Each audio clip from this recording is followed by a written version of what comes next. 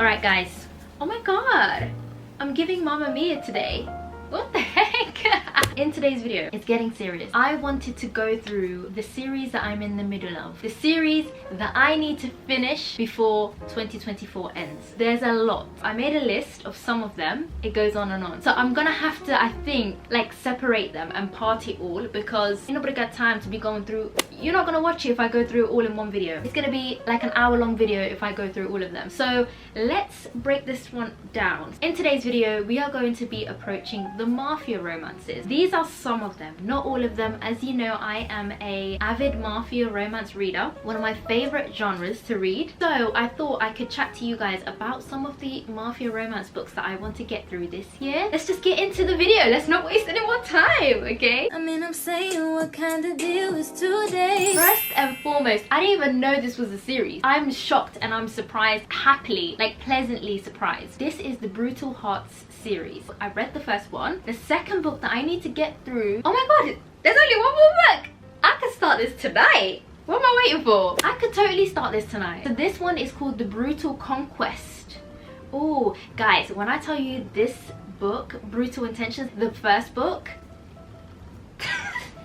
had me kicking my feet, like it had me doing everything, like oh my god, it was so good. I even left a review on Goodreads. I hardly leave reviews anymore, but this one deserved it. Like I'm not even joking, this is a new to me author as well. I've never read anything from this author, so I was very pleasantly surprised. So the reason why I read this book is because I actually had another like intention behind it. I had a video idea where I read tropes that I'm not a huge fan of, and to see if I can, you know, change my mind and become fans of those tropes. So one of the tropes that I can't really get behind a lot of the time is a taboo trope, okay? It's like the love unexpected, that kind of vibe, you know? For example, in Love Unexpected, she gets with her stepdad, is it? Yeah, so I read that. It was tasteful, very tasteful though. Like it was done really well. But series like The Wild by K. Webster, yeah, sorry, I couldn't get behind that. That was a bit too much for me personally. Those kind of taboo topics are really tough for me to read. This one, Brutal Intentions, was done chef's kiss. Like genuinely, it was done so well. I love it. It's so good. Let me read you the synopsis. I won't do this for every book, but I think this one, it really deserves it. Okay, so if you're in a reading slump and you like this kind of trope, you like mafia romances, read this. So this is, he's devious, corrupt, and his brutal heart wants me. Okay, all right. Also, this has a big age gap, and typically I'm not really a fan. It says here it's a possessive alpha a-hole, which is true. It's just so good. I even, in my review, what did I say? Let's see. I said I ate this shit up. I finished it in one sitting, which surprised me because this isn't my favorite trope to read, which is true. I stayed up all night to read this, guys. It's so good. I was in a reading slump. This got me out of it. Okay, this got me out of it. I highly recommend that one. It was really good. On to the next one is the Maid series. This is a series that is really popular. So you've got The Sweetest Oblivion, which I have read, but it's the next one that I need to read. And I heard that the third one is the best. So this one, I don't know, someone, I think I saw a comment saying that this one wasn't their favorite. So now I'm like, oh, I love this series. I don't want anything to taint it, you know, but I shouldn't have that mindset. I should just be happy to go into it and learn more of their stories, right? So I'm excited. Maddest Obsession is about Gianna. So if you haven't read book one, I definitely recommend reading book one because you do get introduced to her. The Sweetest Oblivion, I absolutely loved. I have no reason to hate the second book. I don't know why I'm hesitant, because The Sweetest Oblivion I gave 4.5 stars to. Okay, this book was addicting beyond belief. I actually left a comment. This is a new to me author. I've never read another book by Daniel Laurie, so this was my first book. I really liked her writing style and it was very easy to read. It was a new favorite for sure. I love this story. This is probably the most tension I've read between two characters. No, the tension in this book, I could gush about it all day. Like, it was so good. I can't wait to continue with the series. It was hot, spicy, and swoon-worthy, which it was, totally. So why have I not carried on? This is good. This is good. This is me revisiting the times that I've read those books and the mind state I was in. If this is what I'm saying about the book, the first book, I need to just carry on with the series, and I'm sure I will. So that's another one. That's the one I need to get to next. Okay, this series right here, I cannot gush about it enough. I cannot talk about it enough. I cannot recommend it enough. It was so good. It is a true enemies to lovers, like a true, when I tell you the whole first book, it's not, they don't get together like that. They don't get together quickly. It is a true enemies to lovers book. Like, I absolutely ate this up. The Predator, especially the first one, is my favorite. They don't get together until the very end. Like, that's crazy. There's so much angst and chemistry between the two of them as well. Like, just to be able to read that was just amazing. So I highly recommend this series if you haven't read it, from what I've read anyway so far. But this is the Dark Verse series. This was also a new to me author. I hadn't read anything else from her. The Predator and the Reaper, those are the two that I've read. So now I've got to go on to the Emperor. I think the reason why I didn't continue, correct me if I'm wrong if anyone's read this series, but I think it's not about the couple that we read in the first and second book. I think this one might be, yeah, daughter of the Moroni housekeeper Amara has loved Dante. This is Dante's story. Yes, even though I love Dante in the books, it's just like, I don't know, it just was like a little dip in my wanting to carry on, you know. But yeah, there's 6 books in the series altogether, so I need to get on with it. I love this series. I love the writing, I love the chemistry, I love the angst, the thrilliness of it, the high intensity of it. Like, I really love this series, so I just need to get back onto it. Up next, we have got a very popular series. It is the Born in Blood series by Lucia Franco. Okay, I've got to give myself grace here because I only recently started this series and I'm already on book 4. I actually got Kindle Unlimited recently and I'm flying through these books. Like, what can I say? But I'm really happy that I'm not in a reading slump anymore. I was in a reading slump for a very long time at the beginning of the year. So I am, let's see where I'm at. I was actually reading the Born in Blood series until my recent book that I'm now reading, but I just wanted a little break because I'd done them back to back to back. So, and also my favorite book so far in the Born in Blood series is Dante's book. Can I marry Dante? Like, give him to me, give him to me. Can I just marry Dante? I stake my claim on Dante. Like, he's so, like, I don't know why I felt so connected to him. I don't know why the hell, because I didn't go through what he's been through or anything like that. But like, I'd never read, I have read a mafia romance where the H loses someone, or like his partner or his wife or something.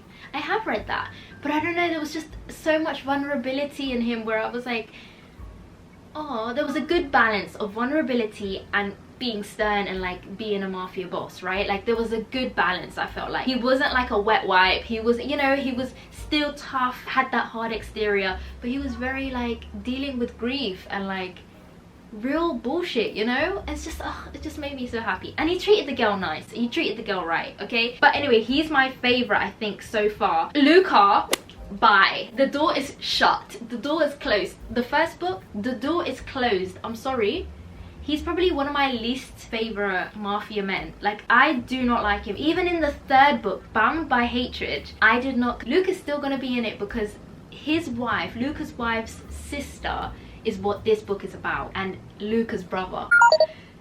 So the couple in this book is Luca's brother and his wife's sister. I hope I didn't complicate that too much, but yeah, so those are the couples. So he's still gonna be in it here and there, but yeah, the couple from the 1st book is gonna be in the 3rd book as well. But I didn't like the first couple from the 1st book, so yeah. But anyway, Bound by Temptation is the book that I need to read next, and this is about their younger sister and a bodyguard. So I already know it's gonna cause issues, you know, but let's see. I'm ready for it. Din, din, din. Okay, obviously if I'm gonna finish the Born in Blood series, I also need to start the Kimura Chronicles, I think it's called, by also Lucia Franco, and that is another series that I need to read. But I read online that I actually need to finish the Born in Blood series, or it's like after a certain book in the Born in Blood series, that's when you go over to the Kimura Chronicles series. But I'm so happy that Dante gets another book later on in the Born in Blood series. I'm tempted to just jump right down. I think it's like, I don't even know what book it is, but maybe like towards the 7th, 6th book or something. But I'm tempted to jump right down. Sue me. The next book that I want to read is a very hyped series. It is the Sinners Anonymous series. I am on book 3. I've actually already started this book, but I stopped about halfway because it's just too good. It's just too, like, does that even make sense? I have this weird thing in my head where sometimes if a series or a book is too good, I won't continue because I don't want it to end. I don't want to be disappointed. I still want to have them in my mind, the way that I think about them. You know what I mean? This one here It's just amazing. Started this one, but I haven't finished it because I just love it so much. I just love this couple so much. This couple needed to be the whole series. Personally, for me, book 1 didn't do it for me. I didn't love book 1. I think 2.75 is my rating for book 1, but I just didn't like in book 1 the word swearing. You know, she'd use like flamingo. Like, it was just very bizarre. Okay, overall I think it was okay. The storyline was okay. The world building, you know, it was just a bit too much for me personally. Like, it was waffling a lot of the time. That didn't really grab my attention, so I did skim read some of it. But book 2 now, book 2 had my attention wholeheartedly. Like, it was so good. Like, chef's kiss. I would probably give this like close to a 5-star, you know, 4.5. Let's go, let's do it. First of all, the steamy scenes in this book. Chef's kiss. Chef's kiss, that was so good. My favorite scenes were the car scene, telephone box scene. Like, imagination, come on, right? So the tension between the two characters as well was so good because it was an enemies to lovers. Like, they were enemies. Like, she, first glance, they saw each other at a bar. She wanted to rob him. You're gonna con me, who's already a con artist. You're trying to con the con artist. Really? Girl, you know. So it was like, it reminded me a lot of like Cowboy Like Me, the Taylor Swift song. Like, it was two con artists type shit, you know, and I loved it. I haven't read anything like it before, so I just don't want their story to end. So yeah, book 3, I still need to finish it, but I'm on the way. I think that's definitely one series I will for sure finish in 2024 because I'm already halfway through the last book, you know. Just makes sense. I highly recommend this series. Like, just interjecting here, I'm literally looking up the Cowboy Like Me lyrics. Listen, oh my gosh, this is literally them. I've got some tricks up my sleeve, takes one to know one. You're a cowboy like me, never wanted love, just a fancy car. Now I'm waiting by the phone like I'm sitting in the airport bar. You had some tricks up your sleeve, takes one to know one. Are you serious? You're a cowboy like me, just forever is the sweetest con. This needs to be their anthem. This needs to be their anthem. Those two, my god. Up next, we have got the Corrupted Royals series. This isn't one that I've heard many people talking about, but it was such a good read when I was reading it. The first book is called Destroy Me. I think I gave it like 4.5 stars. It was really enjoyable. And some of the things I made note of here, I said I love this book. It's a classic enemies to lovers. Literally, this book had enemies to lovers. There was a training ground element. There is a forbidden element to it. There is a touch her and you die. It's just, I could just eat this book up. It's so good. Basically, these two, Aurora and Misha, they meet in a club, and I can't lie, it is insta love, okay? But I love that. I love that. Some people don't love it, but it is insta love, but nothing happens. They see each other across the room kind of thing, and they're like, whoa, okay. Anyway, they get together not knowing who the other is. They didn't know that they were from opposing families, that they were enemies. They didn't know anything. They had an instant connection. Majority of this story takes place in an academy for killers, criminals, basically just badasses, okay? It is where they train, and then they actually see each other again at the training ground. So it has this training ground element to it as well. So because of that, it's a perfect mixture of plot and spice and fighting and violence. Like, it's just perfect balance. One of the tropes that I realize now, I don't even know if this is a trope, I'm not sure. I quite like reading about it. It's when the male character is fighting his feelings. I eat it up. So basically, Misha, you know, tries to stop his feelings, tries to like put a barrier up between them two. He puts space between them because he just doesn't want to cross that line, you know, because she is the enemy, so he doesn't want to go there. It's not just as easy of switching that off for him. And one of the main quotes that he says is, "How do I remain loyal without letting you go?" Literally, it's just so good. How do I remain loyal without letting you go? The woman was too stunned to speak. My god, he's literally torn between his loyalty and his love for her. Also, this was a moment where it was like, touch her and you die, because even though he wasn't sure if he wanted to pursue her or like if he was gonna like backstab the people he's loyal to, when he saw her getting hurt through the training, because she has to fight other people, right? When he saw her getting hurt, do you know what he did? He stood on business. He took care of it, and he stepped in and was like, you're training with me from now on. What? He didn't even like confess his love or nothing. Like at that point, it's just his instinct was talking. His actions were just, he had to just get in and help her. I just, ugh.